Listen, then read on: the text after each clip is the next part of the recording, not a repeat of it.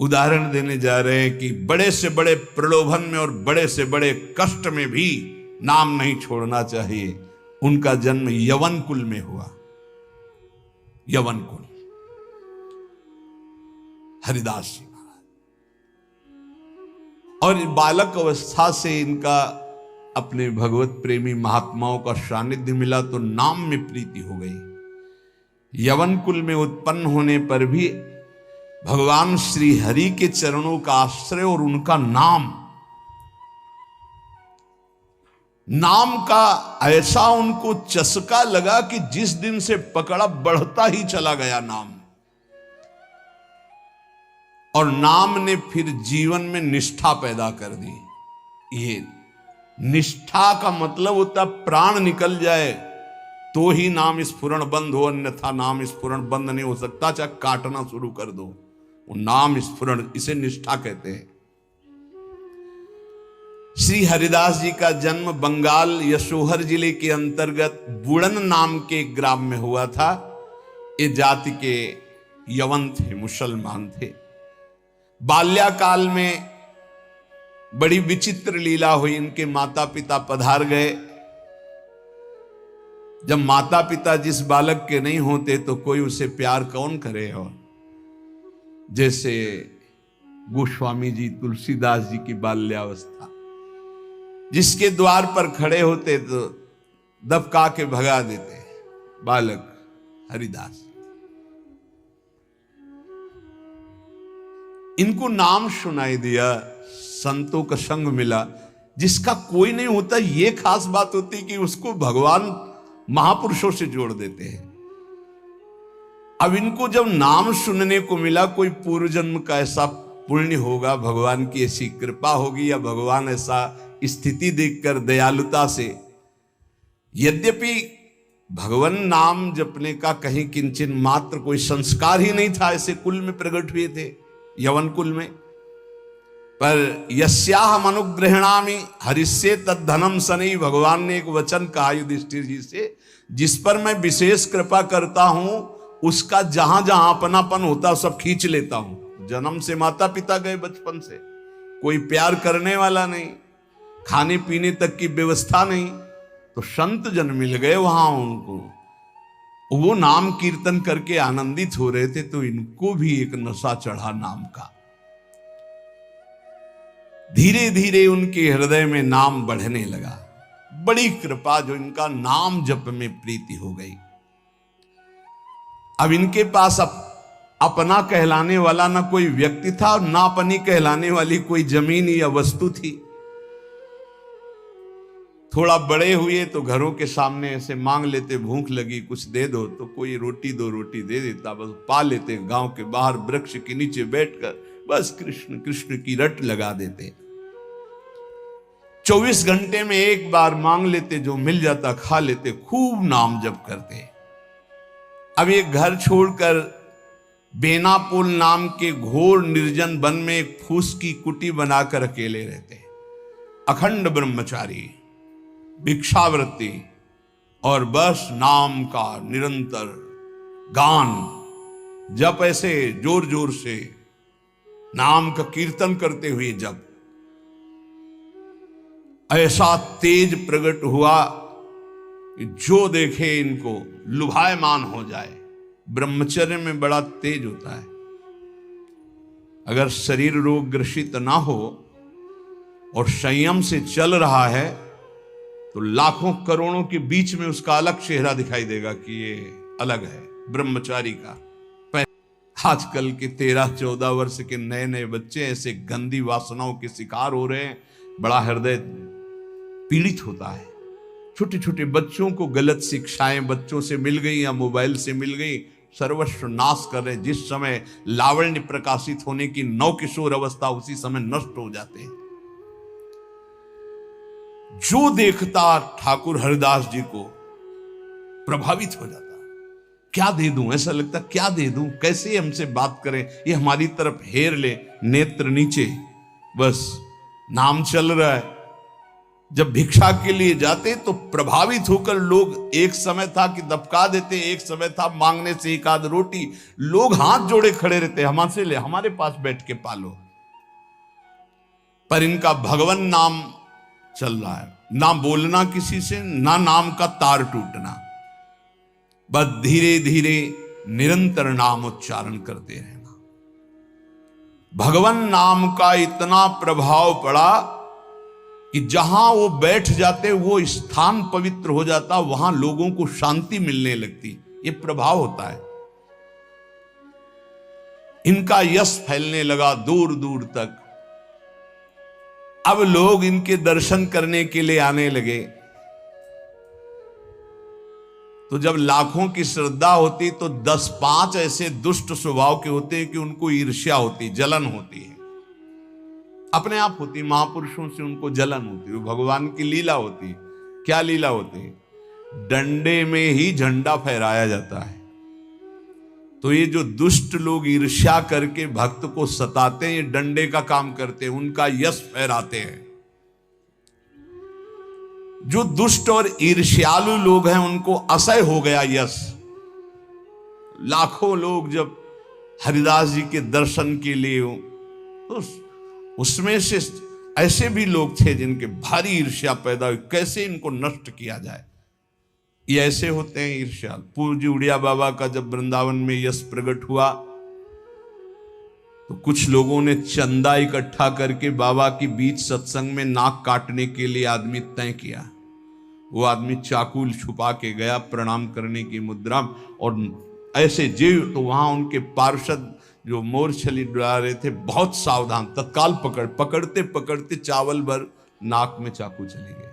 बाबा उनको तत्काल एकांत लय गुफा में ले गए और कहा, भैया हमने कभी कोई कट वचन आपको कहा क्या? तो रो पड़ा, बोले बाबा पैसे में, गरीब आदमी हूं मैं, पैसे में बिक गया, मुझे अमुक ने इतने रुपए दिए हैं और कहा इसके बाद इतने रुपए और देंगे, मैं हाथरस का हूं, मैं गरीब आदमी हूं, केवल पैसे के लिए काम, मैं आपको नहीं जानता था पर हमसे कहा गया कि जाइए और ऐसा कर।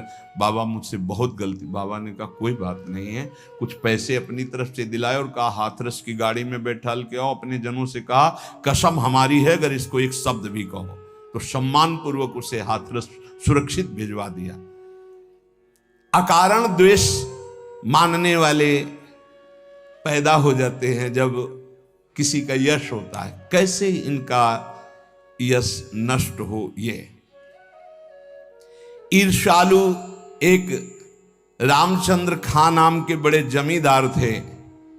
यार हमारे पास तो जमीन रुपया पैसा कोई नमस्कार नहीं करता है, 2 रोटी मांग के खाने वाला, नाम जपा, इसको जिसको देखो प्रणाम करता चल।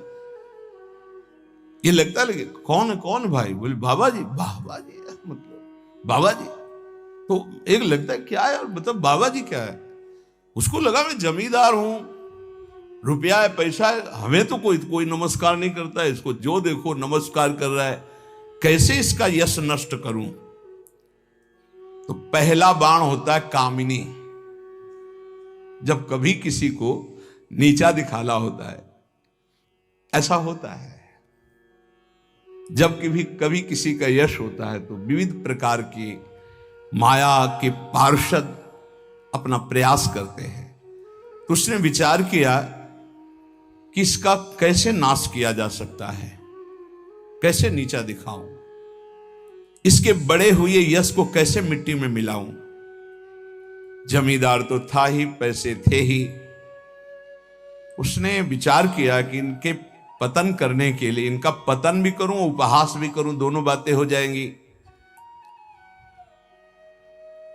उसने नवीन अवस्था की वैश्या 2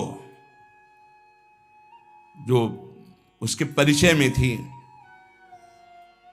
उनमें से एक को देखा जो बहुत प्रवीण, बहुत सुंदर, बहुत चालबाज, चतुर।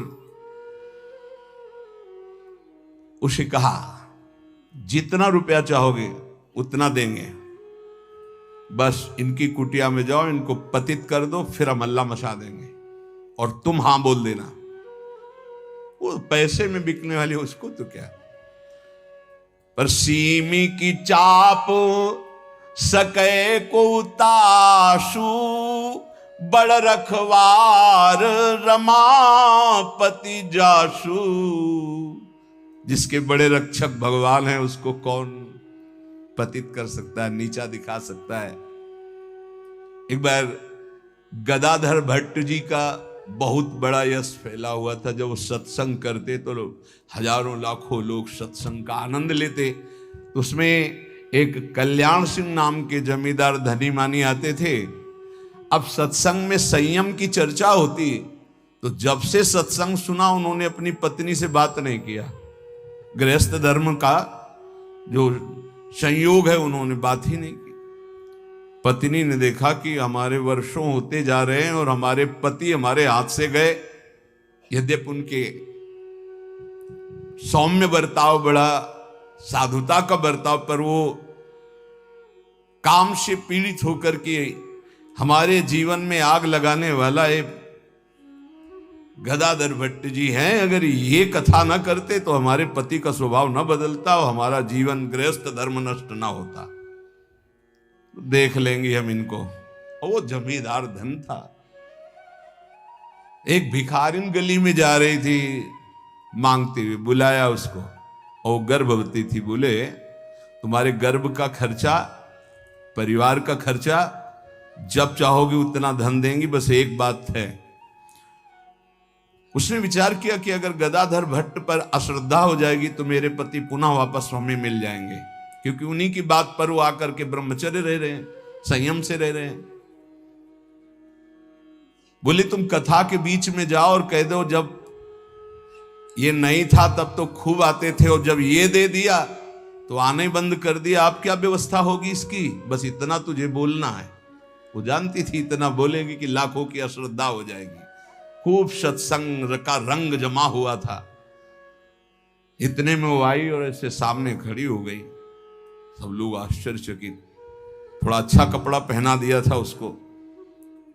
उसने कहा महाराज अब तो प्रवचन में लग गए, जब गर्भ नहीं था तो खूब आते थे और जब गर्भ रह गया तो अब आए नहीं, इसका पालन कौन करेगा।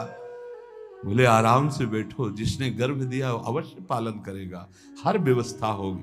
बिल्कुल, वो तो कोई आश्चर्य उनको नहीं हुआ। वो समझ गए कि भगवान का कोई खेल है। उनका आराम से बैठो, पक्का जिसने गर्भ दिया उसका पालन करेगा। बोले बातों में मत फुसलाइए, आप समझ रहे हैं ना। अब काना फूसी, ये ऐसा भी है, हम तो ऐसा नहीं। अरे बोले हम तो पहले कह रहे थे। अब उनमें जो तर्क वाले, संशय वाले थे उनके गुट होने लगे, चर्चाएं होने लगी। अब हाहाकार मच गया। तो कुछ तो ऐसे भक्त थे जो प्राण दे दें तो उनका ऐसा हो ही नहीं सकता, ऐसा नहीं हो सकता। वो एकदम पागल हो गए कि ऐसा नहीं हो सकता। इसके बाद धीरे से सामने से गए, उसको इशारा किया बैग के लिए। वो उठी, पीछे आई। सत्य बोल, अगर सत्य नहीं बोली तो उसने कहा कि हमें क्षमा किया जाए। जब भय चारों तरफ से 50 आदमी श्रद्धालु कि मैं मर सकता हूं लेकिन मार नहीं सकता, ऐसा समझ गई कि मार डाली जाऊंगी। तो उसने कहा एक कोई कल्याण सिंह गए इनमें कथा सुनने वालों में, तो राजपूत थे तो तलवार सब। वो हाँ मेरा नाम। बोले तो आपकी पत्नी ने इतनी हमको स्वर्ण मुद्राएं दी है और इतनी बाद में देने, केवल ये बोलने कहा था, सो मैं बोल चल सभा में बोल। सभा में बुलवाया और भागे अपनी पत्नी के। गदाधर भट्ट जी ने कहा यही कथा सुना। अरे वो तो विकार से पीड़ित हो रही, तुम तो सत्संगी हो, धैर्य धारण को कुछ नहीं। क्या ये भगवान की अनुकूल प्रतिकूल माया की लीलाएं होती रहती। शांत, पुनः सत्संग शुरू। और कहा मैं वचन दो हमारे सामने कि तुम अपनी पत्नी को एक शब्द भी नहीं कहोगे। और देखो गृहस्थ में संयम का ब्रह्मचर्य रहा जाता है, उसमें अखंड ब्रह्मचर्य नहीं रहा जाता। पानी ग्रहण किया है तो संयम पूर्वक, जितना आप प्यार पूर्वक संयम से ब्रह्मचर्य रहो, फिर गृहस्थ धर्म का समझाया उनको। तो बड़े बड़े महापुरुषों के जीवन में होता है। रामचंद्र खान ने एक वैश्या से कहा तुम जितना रुपया मांगोगे देंगे, इनको भ्रष्ट कर दो, फिर हल्ला मचा देंगे, फिर इनका सब यश धूल दूषित हो जाएगा। पर उनको ये नहीं पता था कि ये भगवान के दास हैं, इनकी सुरक्षा स्वयं भगवान करते हैं। करो सदा तिनके रखवारी, जिम बालक राखे महतारी। जैसे मां दिखाई नहीं दे रही, बालक खेल रहा है, लेकिन पक्का मानिए मां की दृष्टि वही है, अपने बच्चे पे है। कहीं कोई ऐसी बात ना हो जाए जो हमारे बच्चे को दुख हो जाए, वो कार्य करती हुई एक दृष्टि में देखती रहती है। मेरे प्रभु अपने जन को हर समय देखते रहते हैं, हर समय से। जहां मेरा भक्त चरण रखे वहां रखूं मैं हाथ। बस लीला समझ पाना बहुत कठिन है भगवान की। संपूर्ण संसार एक तरफ विरोध करने लगे तो भी भक्त का बाल बांका नहीं हो सकता। जो होगा विधान भगवान की तरफ से होगा। पर नीच पुरुष अपनी नीचता से बाज नहीं आता।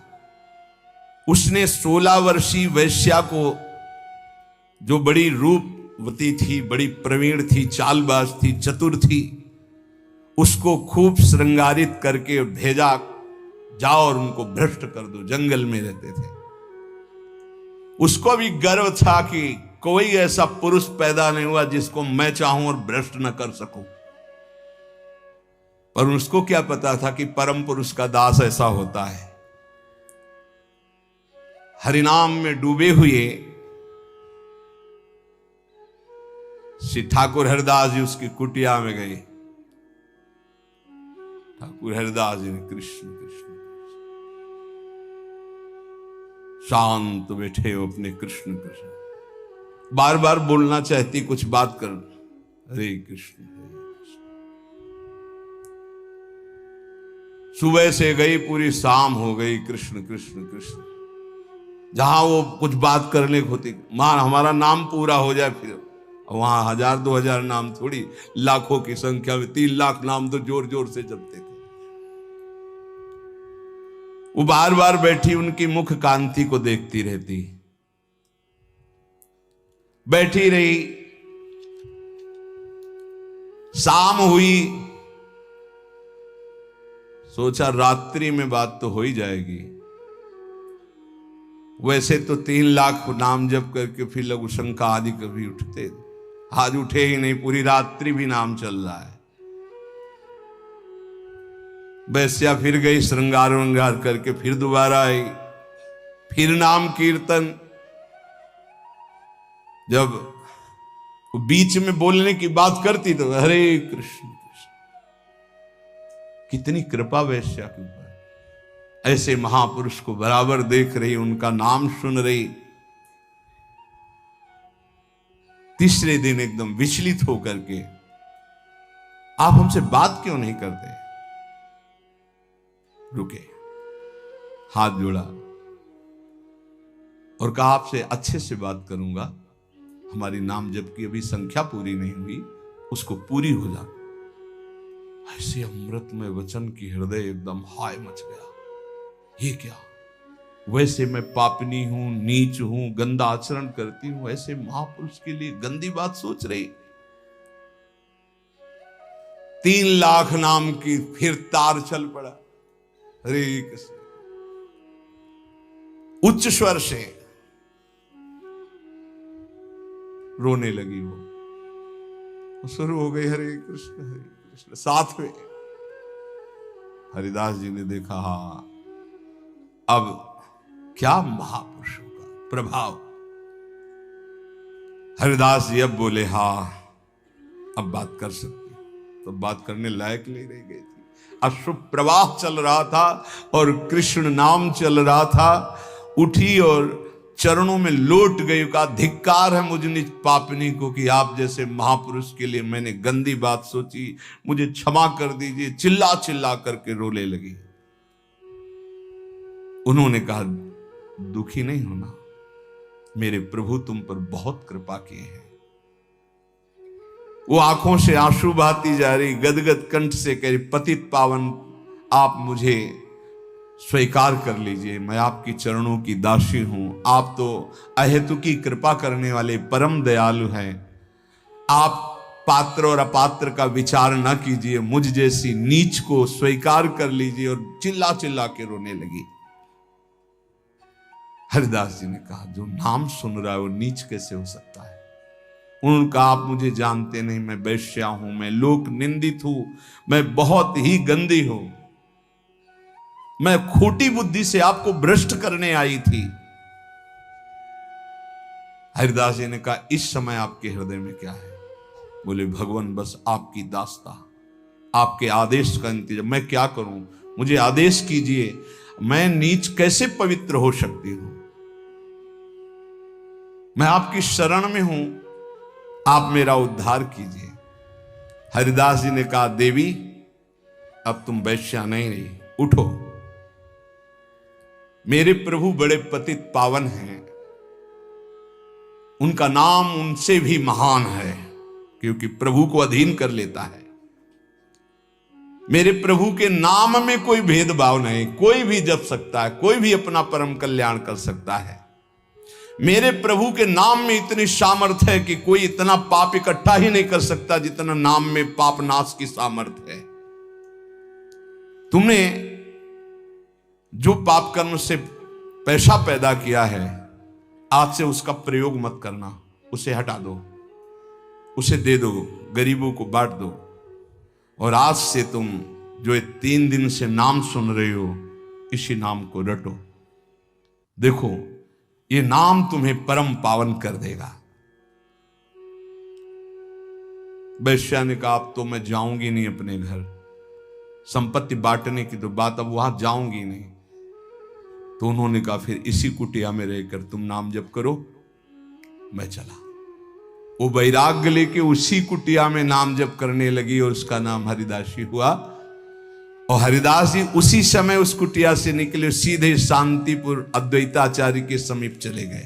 अद्वैताचार्य जी बहुत बड़े महाभागवत, वो सदैव श्री कृष्ण चिंतन में संलग्न रहते, अद्भुत विद्वान, शास्त्रज्ञ, भगवत प्रेमी महापुरुष, जन भगवान के जन। उस वैश्या का वैसे ही सम्मान होने लगा कुछ वर्षों बाद जैसे हरिदास जी का होता था। लोग उस वैश्या के दर्शन करने आने लगे, हर समय वैसे ही नाम जप करते हुए उसी भूमि पर जिस कुटिया में वो रहते थे वह हरिदासी नाम से कही गई। क्या महिमा है भगवान नाम जापक संतों की।